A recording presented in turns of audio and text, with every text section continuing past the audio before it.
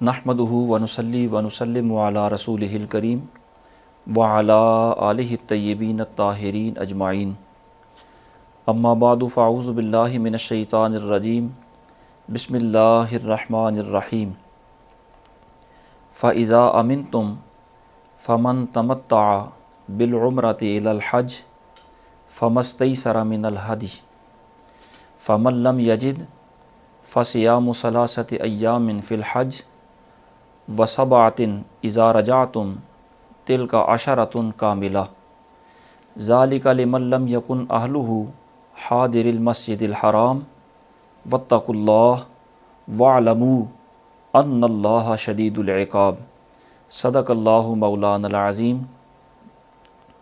بعد از حمد و ثنا سورہ بقرہ کی 196 نمبر آیت مبارکہ کا آخری حصہ آپ نے سماعت فرمایا۔ اس سے پہلے اسی آیت مبارکہ کے ابتدائی حصے میں جو ارشاد باری تعالیٰ ہے اس کا مفہوم اور خلاصہ یہ ہے کہ حج اور عمرہ اللہ کے لیے پورا کرو، اور اگر تم پورا نہ کر سکو احرام باندھ لو اور تم گھر سے نکلو حج اور عمرہ کرنے کے لیے، لیکن حج اور عمرہ پورا نہ کر سکو، تمہیں راہ میں روک لیا جائے، تو پھر تم تو نہیں جا سکتے، لیکن اپنی جو ہدی کے جانور ہیں وہ حرم شریف میں بھیج دو اور احرام ابھی پہنے رکھو، اور جب وہ ہدی کے جانور حرم شریف میں پہنچ جائیں اور وہاں ذبح ہو جائیں تو اس وقت تم اپنے احرام سے باہر آ جاؤ۔ اور اگر کوئی بندہ بیمار ہو یا اس کے سر میں تکلیف ہو اور وہ احرام کی پابندیاں برقرار نہیں رکھ سکتا، بلکہ اسے سر منڈانا پڑے یا بال کٹوانا پڑیں یا احرام کھولنا پڑ جائے، تو پھر وہ اپنا فدیہ دے 3 روزے یا وہ 6 مساکین کو کھانا کھلا دے یا وہ ایک قربانی کر دے، تو اللہ رب العالمین اس کے عذر کی وجہ سے جو احرام میں کمی کوتاہی ہوئی ہے پابندیوں کے اندر، وہ کمی دور فرما کر اس کو پورا ثواب عطا کر دے گا۔ اب یہاں ارشاد فرمایا جا رہا ہے فَإِذَا أَمِنْتُمْ، پھر جب تم اطمینان سے ہو تو جو حج سے عمرہ ملانے کا فائدہ اٹھائے اس پر قربانی ہے جیسی میسر آئے۔ پھر جسے مقدور نہ ہو تو 3 روزے حج کے دنوں میں رکھے، اور ساتھ جب اپنے گھر پلٹ کر جاؤ، یہ پورے 10 ہوئے۔ یہ حکم اس کے لیے ہے جو مکہ کا رہنے والا نہ ہو، اور اللہ سے ڈرتے رہو اور جان رکھو کہ اللہ کا عذاب سخت ہے۔ اتنے حصہ آیت کے اندر جو الفاظ استعمال ہوئے انہیں ملاحظہ فرمائیں۔ ارشاد فرمایا فَإِذَا أَمِنْتُمْ، جب تم اطمینان سے ہو۔ یہ امن امن سے بنا ہے، اس کا معنی ہوتا ہے اطمینان۔ یہ اطمینان عام ہے، خواہ دشمن سے ہو، خواہ بیماری کی وجہ سے جو رکاوٹ تھی اس کے زائل ہونے کی وجہ سے ہو، یا جو عذر درپیش تھا اس کے ختم ہونے کی وجہ سے ہو۔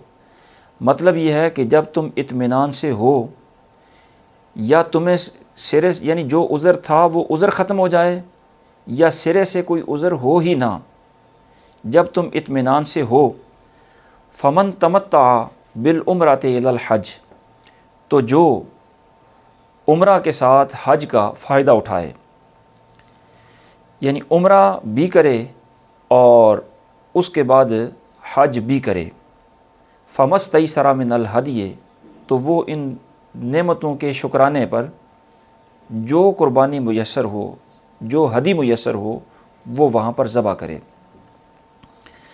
اور ارشاد فرمایا فَمَن لَمْ يَجِدْ، اور جو حج تمتع تو کرے لیکن ہدی نہ کر سکے، تو اس کے لیے پھر حکم یہ ہے کہ وہ 10 اس نے روزے رکھنے ہیں، 3 روزے ایام حج میں رکھنے ہیں، اور 7 روزے جب وہ واپس پلٹے، اذا رجعتم، جب واپس پلٹے 7 روزے اس وقت رکھے۔ یہاں واپس پلٹنے سے مراد ارکان حج سے فراغت ہے، گھر میں آنا ہی مراد نہیں۔ ارکان حج سے فراغت ہے، اس کا مطلب یہ ہے کہ 3 روزے تو ایام حج میں رکھے اور 7 روزے اس وقت رکھے جب وہ حج کے ارکان سے فارغ ہو جائے، خواہ وہ فارغ ہونے کے بعد گھر میں واپس آ جائے اور خواہ وہ گھر میں واپس نہ آئے، کہیں اور چلا جائے، اور خواہ مکہ مکرمہ کے اندر ہی سکونت اختیار کر لے، کوئی بھی صورت ہو جب ارکان سے فارغ ہو جائے تو 7 روزے اس وقت رکھے۔ یہ 10 روزے اس نے رکھنے ہیں جو حج تمتع کرے اور قربانی نہ کر سکے۔ اور یہ حج تمتع کا حکم ارشاد فرمایا ذالک لمن لم یکن اہلہ حاضر المسجد الحرام، یہ اس کے لیے حکم ہے جو مسجد حرام یعنی حدود حرم کا رہنے والا نہ ہو، وہاں کا مقیم اور وہاں کا رہائشی نہ ہو۔ اس آیت کریمہ کے ضمن میں مفسرین کرام نے جن مسائل شرعیہ کو بیان فرمایا انہیں ملاحظہ فرمائیں۔ پہلا مسئلہ تو یہ ہے کہ حج کی 3 قسمیں ہوتی ہیں، ایک حج مفرد ہوتا ہے، دوسری قسم حج تمتع ہے اور تیسری قسم حج قران ہے۔ حج مفرد کا معنی یہ ہے کہ ایک احرام کے ساتھ صرف حج کے ارکان ادا کرے، اس کے علاوہ اس احرام کے ساتھ کچھ بھی نہ کرے، عمرہ وغیرہ نہ کرے۔ اور حج تمتع یہ ہے کہ حج کے مہینوں میں احرام باندھ کر پہلے عمرہ کرے، پھر احرام کھول دے، پھر اسی سال نئے احرام کے ساتھ حج ادا کرے، یعنی ایک ہی سال کے اندر ایام حج میں پہلے عمرہ کرے، پھر احرام کھولنے کے بعد انہی ایام حج میں پھر وہ حج ادا کرے۔ اس کو حج تمتع کہا جاتا ہے۔ اور اس میں تو عمرے کے بعد عمرے کا احرام کھول دیا جاتا ہے، پھر حج کے لیے نئے سرے سے احرام باندھا جاتا ہے۔ اور حج قران یہ ہے کہ ایک ہی احرام کے ساتھ حج اور عمرہ ادا کرے، اور اس طرح ادا کرے کہ عمرہ ادا کرنے کے بعد احرام نہ کھولے، بلکہ اسی احرام میں انہی پابندیوں کے اندر وہ اپنا حج بھی مکمل کرے عمرہ کرنے کے بعد۔ ام المومنین حضرت سیدہ طیبہ طاہرہ عائشہ صدیقہ رضی اللہ تعالی عنہا نے حجۃ الوداع کے موقع پر صحابہ کرام رضوان اللہ تعالی علیہم اجمعین کی جو کیفیت بیان فرمائی وہ یہ ہے۔ قالت، آپ فرماتی ہیں، منا من احل بالحج مفردا ومنا من قرن ومنا من تمتع، کہ ہم میں سے بعض نے حج مفرد کیا، بعض نے حج قران کیا اور بعض نے حج تمتع کیا۔ اور تینوں قسم کے جو حج ہیں وہ صحابہ کرام رضوان اللہ تعالی علیہم اجمعین کے عمل سے ثابت ہیں۔ ان 3 قسموں میں سب سے جو افضل حج ہے وہ حج قران ہے، پھر دوسرے نمبر پر فضیلت حج تمتع کی ہے، اور تیسرے نمبر پر فضیلت حج مفرد کی ہے۔ نبی اکرم صلی اللہ تعالیٰ علیہ وسلم نے جو حج فرمایا وہ سرکار نے اپنی زندگی میں ایک ہی حج فرمایا، اور وہ حج قران فرمایا۔ حضور سید عالم صلی اللہ تعالیٰ علیہ وسلم کے صحابی حضرت سیدنا عبداللہ ابن عباس رضی اللہ تعالی عنہما آپ سے مروی ہے کہ اعتمر رسول اللہ صلی اللہ تعالی علیہ وسلم 4 امور، سرکار نے اپنی زندگی میں عمرے تو 4 فرمائے۔ ایک عمرۃ الجحفہ، دوسرا اس سے اگلے سال کا عمرہ، تیسرا جیرانہ سے عمرہ، اور چوتھا حج کے ساتھ عمرہ۔ اور فرماتے ہیں وحج حجۃ واحدہ، سرکار نے صرف ایک ہی حج کیا، اس کے علاوہ حج سرکار نے نہیں فرمایا، اور جو حج کیا وہ حج قران تھا۔ اس سلسلے میں جو احادیث ہیں وہ درجہ تواتر کو پہنچی ہوئی ہیں۔ تو حج کی یہ 3 صورتیں ہیں، حج مفرد، حج تمتع اور حج قران۔ قرآن مجید ارشاد فرماتا ہے فَإِذَا أَمِنْتُمْ فَمَنْ تَمَتَّعَ بِالْعُمْرَةِ إِلَى الْحَجِّ فَمَا اسْتَيْسَرَ مِنَ الْهَدْيِ، جسے کوئی عذر درپیش نہ ہو اور وہ حج تمتع کرے تو وہ ہدی بھی ادا کرے۔ اور ساتھ ہی ارشاد فرمایا کہ یہ حکم اس کے لیے ہے جو حدود حرم کا باشندہ نہ ہو۔ اس سے مسئلہ یہ اخذ ہوتا ہے کہ جو شخص حدود حرم کے اندر رہنے والا ہو وہ حج تمتع نہیں کر سکتا۔ جب وہ حج تمتع نہیں کر سکتا تو حج قران تو بدرجہ اولا نہیں کر سکتا۔ حدود حرم کے اندر رہنے والے لوگ صرف اور صرف حج مفرد ادا کریں گے۔ اگر ان میں سے کوئی بندہ حج تمتع یا حج قران کرے گا تو اس پر دم لازم آئے گا۔ حج تمتع اور حج قران صرف غیر مکی لوگوں کے لیے ہے۔ ان کے لیے حکم یہ ہے کہ اگر حج کے مہینوں میں عمرہ کر کے مکہ معظمہ میں ایک اقامت اختیار کر لیں، پھر اسی سال حج کریں تو ان کا حج تمتع ہوگا۔ اور اگر وہ حج کے مہینوں میں عمرہ کرنے کے بعد احرام نہ کھولیں اور پھر حج بھی ساتھ ہی کر لیں تو ان کا حج حج قران ہوگا۔ یہ تو غیر مکی لوگوں کے لیے ہے۔ اور اگر کوئی مکی بندہ ظاہر ہے حج تمتع اور قران کر نہیں سکتا، وہ اگر غیر مکی ہونے کے لیے، مکی بندہ پہلے غیر مکی ہونے کے لیے میقات پر آئے، پھر عمرہ کا احرام باندھ کر وہ پہلے عمرہ کرے اور پھر اسی سال حج کر لے تو بھی اس کا حج حج تمتع نہیں ہوگا۔ تو حج تمتع اور حج قران یہ صرف غیر مکی لوگوں کے لیے ہے۔ اگر مکی کرے تو ان پر دم لازم ہے۔ اسی آیت کے ضمن میں مفسرین نے یہ مسئلہ بھی ارشاد فرمایا کہ قرآن مجید ارشاد فرماتا ہے کہ جو تم میں سے حج تمتع کرے اس پر قربانی لازم ہے۔ تو یہ قربانی ہر حج تمتع کے لیے لازم ہے، ہاں یہ حج فرض ہو ہاں یہ حج نفلی ہو۔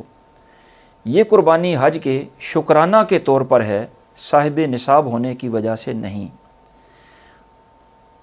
صرف اور صرف حج کے شکرانے کے طور پر یہ قربانی کی جاتی ہے، اسی لیے اس کو ہدی کہا جاتا ہے۔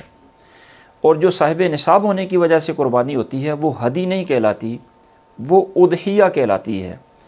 اسی لیے وہ صاحب نصاب ہونے کی وجہ سے قربانی جو ہوتی ہے اس قربانی کے موقع کو عید الاضحیٰ کہا جاتا ہے، اضحیہ کی وجہ سے۔ اور وہ قربانی صرف حدود حرم کے ساتھ ہی مختص نہیں، دنیا میں کہیں بھی ہو سکتی ہے۔ لیکن یہ قربانی جو حج کے شکرانے کے طور پر جس نے تمتع کیا یا قران کیا اس پر قربانی ہے، اور وہ قربانی صرف حج کے شکرانے کے طور پر ہے اور وہ صرف حدود حرم کے اندر ہی ہو سکتی ہے، اس کے علاوہ دنیا میں کسی موقع پر نہیں ہو سکتی۔ حضور سید عالم صلی اللہ تعالیٰ علیہ وسلم نے حجۃ الوداع کے موقع پر چونکہ سرکار نے حج قران فرمایا تو سرکار نے قربانی کی، اور سرکار نے حج تمتع کرنے والے صحابہ کرام کو قربانی کا حکم بھی دیا۔ اور یہاں یہ بات ذہن نشین رہے کہ یہ جو ہدی ہے، قربانی ہے حج کے شکرانے کے طور پر، یہ قربانی حدود حرم میں ہوگی، یعنی جانور حدود حرم میں ذبح کیا جائے گا، یہ لازمی ہے۔ اس کے علاوہ اس کا گوشت وہ ضروری نہیں کہ حدود حرم کے اندر ہی کھایا جائے، وہ حدود حرم کے اندر بھی کھایا جا سکتا ہے اور حدود حرم کے باہر بھی کھایا جا سکتا ہے، اور اس کا گوشت کھانا یہ مستحب ہے۔ حضور سید عالم صلی اللہ تعالیٰ علیہ وسلم نے جب ہدی فرمائی تو متعدد اونٹ تھے، سرکار نے ہر اونٹ سے گوشت کا ایک ٹکڑا کاٹنے اور اس کو پکانے کا حکم دیا، پھر ان سے سرکار نے خود تناول بھی فرمایا۔ اور اس ہدی کے سلسلے میں علماء نے یہ مسئلہ بھی بیان فرمایا کہ جس طرح اضحیہ میں جانور متعین ہیں اور وہ 3 قسم کے جانور ہیں، اونٹ نر ہو یا مادہ، گائے یا بھینس نر ہو یا مادہ، اسی طرح بکری، بھیڑ، مینڈا نر مادہ، یہ 3 جنسیں ہیں جانوروں کی، ان کے علاوہ کسی اور جانور کی اضحیہ یعنی قربانی نہیں ہو سکتی۔ اسی طرح ہدی بھی انہی 3 اجناس میں سے ہو سکتی ہے، باقی کسی جانور کی ہدی بھی نہیں کی جا سکتی۔ اور جس طرح ان 3 اجناس میں سے اونٹ اور گائے کے اندر 7 حصے دار شامل ہو سکتے ہیں، اسی طرح ہدی کے اندر بھی ان جانوروں کے اندر 7 حصے دار شامل ہو سکتے ہیں۔ حضرت سیدنا جابر رضی اللہ تعالیٰ عنہ سے مروی ہے کہ خرجنا مع رسول اللہ صلی اللہ تعالیٰ علیہ وسلم محلین بالحج، کہ ہم حضور کے ساتھ حج کا احرام باندھے تلبیہ پڑھتے ہوئے نکلے۔ فامرنا رسول اللہ صلی اللہ تعالیٰ علیہ وسلم ان نشترک فی الابل والبقر کل سبعۃ منا فی بدنہ، تو حضور نے ہمیں حکم فرمایا کہ ہم اونٹ اور گائے میں 7 افراد شریک ہو سکتے ہیں۔ تو جس طرح قربانی کے اندر ان گائے میں اور اونٹ میں 7 افراد شریک ہو سکتے ہیں، اسی طرح ہدی کے اندر بھی 7 افراد شریک ہو سکتے ہیں۔ اور پھر قرآن مجید ارشاد فرماتا ہے فمن لم یجد، جو حج تمتع کرے اس پر قربانی لازم ہے، ہدی لازم ہے۔ اگر وہ ہدی کر نہ سکے، کر نہ سکنے سے مراد یہ ہے کہ اسے ہدی کا جانور ہی نہ ملے، یا جانور تو دستیاب ہے لیکن اسے جانور خریدنے کی استطاعت نہیں ہے، تو اس کے لیے یہ حکم ہے کہ اس نے 10 روزے رکھنے ہیں۔ 3 روزے ارکان حج ادا کرنے سے پہلے رکھنے ہیں اور 7 روزے ارکان حج سے فارغ ہونے کے بعد رکھنے ہیں۔ یہ جو 10 روزے ہیں یہ اس کی ہدی کا متبادل ہیں، اور جو 3 روزے ارکان حج سے پہلے رکھنے ہیں ان میں مستحب یہ ہے کہ 7، 8 اور 9 ذی الحجہ کو روزہ رکھے، اور باقی 7 روزے ارکان حج سے فراغت کے بعد خواہ مکہ مکرمہ میں رکھ لے یا وطن واپس آ کر رکھ لے، وہ اس کے لیے گنجائش ہے۔ لیکن یہ روزے جو رکھنے ہیں یہ اس نے رکھنے ہیں جو قربانی کی استطاعت نہیں رکھتا۔ اگر روزے رکھنے کے درمیان خواہ اس نے 3 پہلے روزے رکھ لیے، ارکان حج ادا کرنے سے پہلے 3 روزے رکھ لیے، پھر حج کر لیا، پھر ابھی 7 روزے اس نے رکھنے تھے کہ وہ اب ہدی خریدنے پر قادر ہو گیا، تو اب اس پر لازم ہے کہ وہ ہدی ذبح کرے۔ اب وہ روزے اس کا متبادل نہیں بنیں گے، اور اگر اس نے روزے مکمل کر لیے، یعنی 10 کے 10 روزے مکمل کر لیے، پھر اس نے ہدی خریدنے پر قدرت پائی، تو اب اس کے روزے ہی کفایت کریں گے، اب ہدی خرید کر اس کو ذبح کرنا اس پر لازم نہیں ہے۔ یہ اصول ذہن نشین رہے جو ابھی مسئلہ عرض کیا کہ ایک ہوتا ہے اصل حکم شرعی اور ایک ہوتا ہے اس کا متبادل۔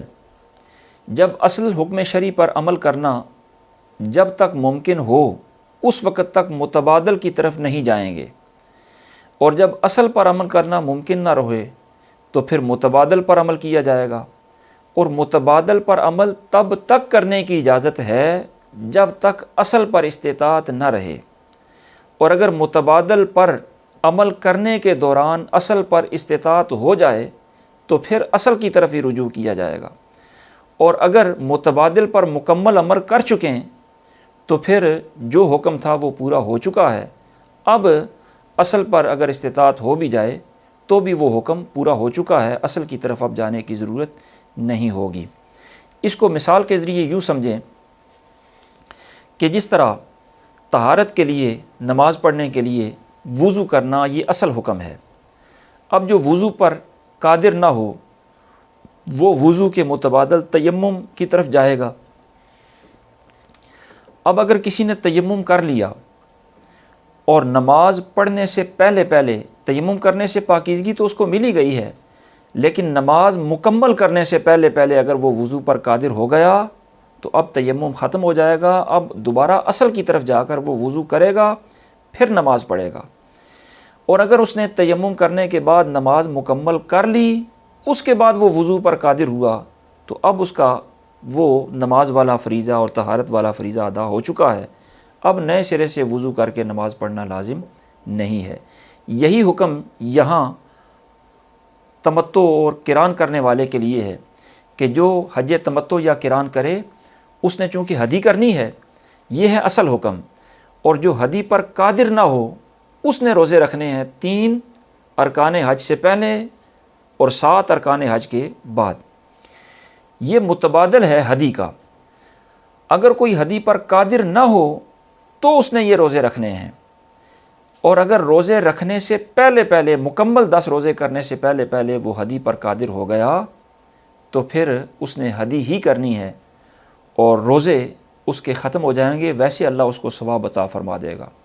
اور اگر اس نے مکمل روزے رکھ لیے پھر حدی پر قادر ہو گیا، خواہ مکہ میں ہی تھا، تو اب اس کو جانور ذبح کرنا اس پر لازم نہیں ہے۔ اور اسی آیت کے ضمن میں مفسرین نے یہ مسئلہ بھی اخذ فرمایا کہ جو حج کے دنوں میں خاص طور پر جو حدی ذبح کرنے کا دن ہوتا ہے، جس کو یوم النحر کہا جاتا ہے، اس دن سب سے پہلے رمی کی جائے گی، پھر جانور ذبح کیا جائے گا، پھر سر منڈایا جائے گا۔ یہ ترتیب واجب ہے، اس ترتیب کو اگر الٹا خلاف ورزی کی اس ترتیب کی تو دم لازم ہو جائے گا۔ حضور صلی اللہ تعالیٰ علیہ وسلم نے حجۃ الوداع کے موقع پر ایسا ہی فرمایا ہے، عمل سرکار کا یہی ہے۔ اور اسی آیت کے ضمن میں مفسرین نے یہ مسئلہ بھی اخذ فرمایا کہ حج کے جو فرائض ہیں وہ 3 ہیں: احرام باندھنا، وقوف عرفہ کرنا اور طواف زیارت کرنا۔ اور حج کے جو واجبات ہیں وہ یہ ہیں کہ مزدلفہ میں وقوف کرنا، صفا اور مروہ کے درمیان سعی کرنا، اور جو آفاقی ہو اس کے لیے طواف وداع یعنی طواف صدر کرنا، اور ذبح کے بعد سر منڈانا، اور رمی جمار کرنا، اور حج قران یا تمتع کرے تو حدی کرنا۔ یہ تو حج کے احکام ہیں۔ اور جو حج تمتع کرے اس کے لیے 8 شرطیں ہیں۔ ایک یہ ہے کہ عمرہ بھی کرے اور حج بھی کرے، دونوں کو جمع کرے۔ دوسری شرط یہ ہے کہ دونوں کو ایک ہی سفر میں جمع کرے، یعنی ان کے لیے علیحدہ علیحدہ سفر نہ کرے، سفر ان کا ایک ہی ہو۔ تیسری شرط یہ ہے کہ اس حج اور عمرے کا سال بھی ایک ہی ہو۔ اور چوتھی شرط یہ ہے کہ مہینہ بھی حج ہی کا ہو، یعنی جو عمرہ کرے وہ حج کے مہینے میں ہی کرے۔ اور 5ویں شرط یہ ہے کہ عمرہ پہلے کرے، حج بعد میں ہو۔ 6ٹھی شرط یہ ہے کہ عمرہ کا جو احرام ہے وہ حج کے احرام سے مقدم ہو اور دونوں احرام جمع بھی نہ کرے۔ اور 7ویں شرط یہ ہے کہ یہ عمرہ اور حج ایک ہی شخص کی طرف سے ہونے چاہئیں۔ اور 8ویں شرط یہ ہے کہ وہ بندہ اہل مکہ میں سے بھی نہ ہو۔ تو یہ 8 شرطیں ہیں حج تمتع کے لیے۔ اور عمرہ کے فرائض 2 ہیں۔ ایک اس کا فرض یہ ہے کہ احرام نیت کے ساتھ ہو اور تلبیہ پڑھے، اور دوسرا عمرہ کا فرض یہ ہے کہ طواف کرے۔ اور عمرہ کے جو واجبات ہیں وہ بھی 2 ہیں۔